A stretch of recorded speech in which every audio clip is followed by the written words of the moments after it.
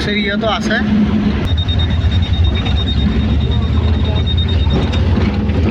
Guys, তো আমরা এখন উঠতেছি খানসামা ব্রিজের রুটে। তো খানসামা ব্রিজ কতটা দীর্ঘ কিলোমিটার আমরা আপনাকে দেখাবো। আপনারা দেখতে পাচ্ছেন বিশাল বড় একটা নদী, চারিদিকে শুধু বালুচর।